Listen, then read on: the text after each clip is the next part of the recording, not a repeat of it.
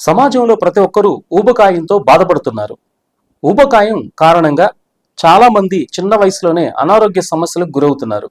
ఊబకాయంతో పాటు వచ్చే సమస్యలతో కొంతమంది చిన్న వయసులోనే ప్రాణాలు కూడా కోల్పోతున్నారు. అయితే అసలు ఊబకాయం రావడానికి కారణాలు ఏంటి? ఎందువల్ల ఊబకాయం వస్తుంది అనే విషయం ప్రస్తుతం తెలుసుకుందాం. ఇప్పుడు ఇళ్లలో వండుకు తినే వారి సంఖ్య బాగా తగ్గుతుంది. సమయానికి కడుపు నింపుకోవడం కోసం బయట దొరికే ఇన్స్టాంట్ ఫుడ్స్, ఫాస్ట్ ఫుడ్స్ తింటున్నారు. చాలా మంది అయితే ఆహారంలో వాడే హానికరమైన మసాలాలు, నూనెల కారణంగా మన శరీరానికి అవసరానికి మించిన క్యాలరీలు అందటం వల్ల కొవ్వు పెరిగిపోతుంది.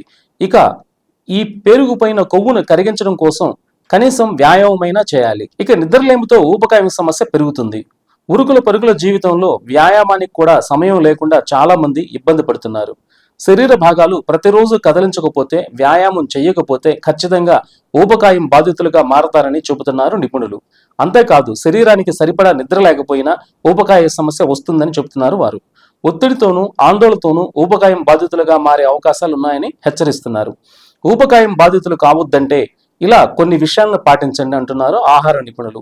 ఊబకాయం బాధితులుగా మారకుండా ఉండాలి అంటే ముఖ్యంగా తీసుకునే ఆహారం పట్ల అవగాహన ఉండాలి. ప్రతిరోజు మనం ఏమి తింటున్నాం, ఏమి తినకూడదు అనే విషయాలను తెలుసుకోవాలి. ఆకుకూరలు, కూరగాయలతో పాటు పోషకాహారాన్ని ఎంచుకుని తినాలి. ఇక వ్యాయామం చేయడం, తద్వారా బరువు తగ్గి శరీరం ఆరోగ్యంగా ఉంటుంది. అలాగే రోజు క్రమం తప్పకుండా వ్యాయామం చేయాలి. ప్రతిరోజు నిద్రకు ఉపక్రమించడానికి 2 గంటల ముందే భోజనాన్ని పూర్తి చేయాలి.